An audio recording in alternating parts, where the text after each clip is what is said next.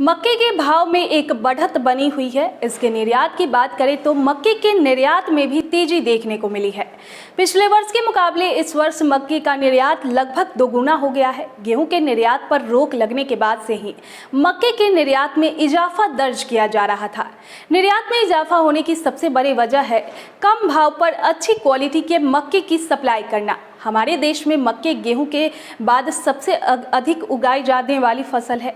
मक्के की फसल को अनेक तरह से उपयोग में लाया जाता है। देश में सभी अनाज उत्पादनों में मक्के का प्रमुख स्थान है। इसकी खेती देश के लगभग सभी राज्यों में होती है। मक्के को खरीफ फसल कहा जाता है जो विश्व स्तर पर भी उगाई जाती है। कई क्षेत्रों में मक्के की खेती रबी के समय में भी उगाया जाता है। यह अनाज मानव शरीर के लिए काफी लाभदायक होता है। साथ ही साथ यह पशुओं का भी मुख्य आहार है। लेकिन रूस यूक्रेन के बीच तकरीबन 3 महीने से स्थिति सामान्य नहीं है। इस वजह से दुनिया भर में खाद्यान्न संकट गहराया हुआ है।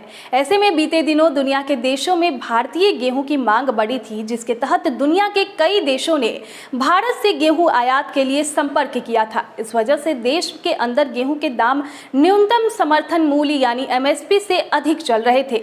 लेकिन गेहूं के कम उत्पादन होने का हवाला देते हुए केंद्र सरकार ने गेहूं के निर्यात पर रोक लगा दी थी। इस फैसले का असर दुनिया के कई देशों के साथ ही निर्यात के लिए गेहूं बेचने की तैयारी कर रहे किसानों पर भी पड़ा है। लेकिन गेहूं निर्यात पर रोक और रूस यूक्रेन के बीच जारी युद्ध के बीच देश में पैदा होने वाले मक्के की मांग में विदेशों में बढ़ने लगी है, जिसके तहत इन दिनों मक्के के निर्यात में तेजी दर्ज की जा रही है। इसका सबसे अधिक फायदा बिहार के किसानों को मिलता दिख रहा है।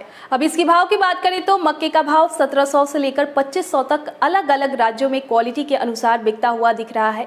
आने वाले समय में इसके भाव में मंदी बनने की उम्मीद लगाई जा रही है। फिलहाल बारिश को देखते हुए मंडियों में मक्के की आवक काफी जोरों पर है, जिसके चलते भाव में हल्की हल्की नरमी बनती हुई दिख रही है। अगले महीने मक्के के भाव में नई फसल आने की वजह से और पूरे देश में मानसून के आ जाने से भाव गिरावट की तरफ जा सकती है। आगे कोई भी रिपोर्ट निकल कर आती है तो आप तक जरूर पहुंचाएंगे। तब तक के लिए बने रहे हमारे साथ।